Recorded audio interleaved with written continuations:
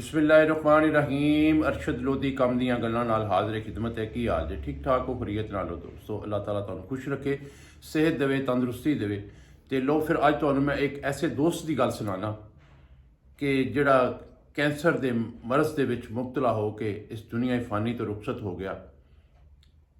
एक दोस्त सन, उन्हां दा नाम सी खालिद साहब। रजिस्ट्रेशन गड्डियां दी रजिस्ट्रेशन जिहड़ी हुंदी है ना, उन्हां दा काम करदा सी।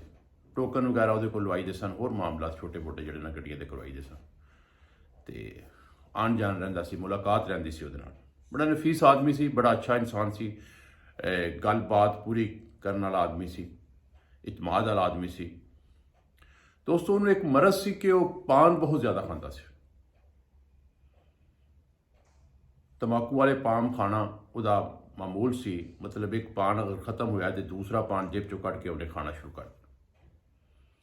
अक्सर औकात मैं उन्होंने समझाता रहा कि खालिद साहब, यह पान जेडे तुसीं खांदे हो यार, ये कोई अच्छी बात नहीं, इन्हों ना खाया करो, एक दा कोई फ़ायदा नहीं है, नुकसान होंदा है। तो उन्होंने मतलब इस गल नूं हमेशा हस के टाल देना कि कोई गल नहीं यार, की होने लगा, खैर है, इन्नी देर तो खा रहे हैं, ये वो मामला। लेकिन अल्लाह ताला माफ़ करे, अल्लाह ताला माफ़ करे।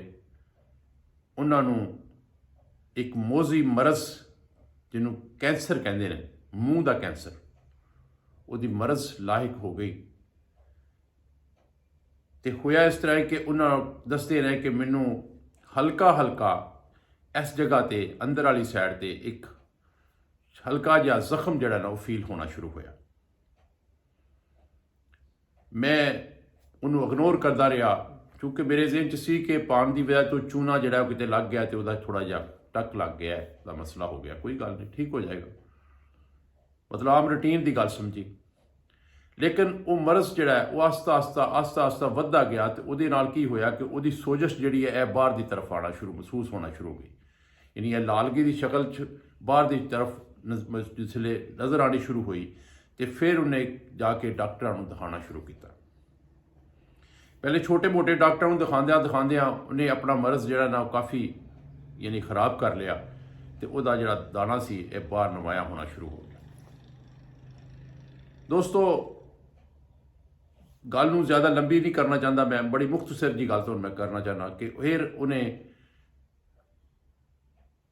शौकत खानम अपना इलाज जिहड़ा है वो शुरू करवाया। शौकत खानम गया, उत्थे चैकअप करवाया।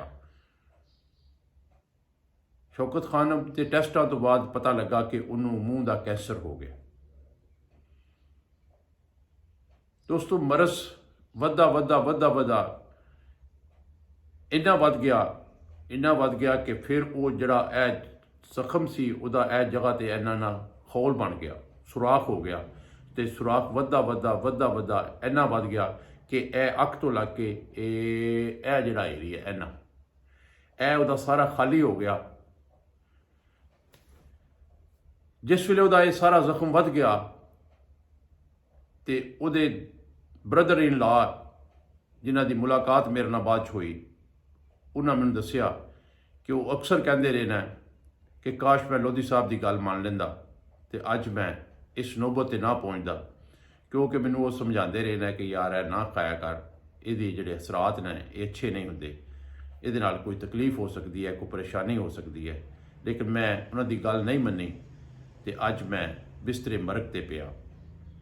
दोस्तों अल्लाह ताला माफ़ करे, अल्लाह माफ़ करे। अखीर वो बंदा क्योंकि जिस वेले जख्म इस हद तक वध जाता है तो फिर ना बंदा कुछ खा सकता है ना पी सकता है।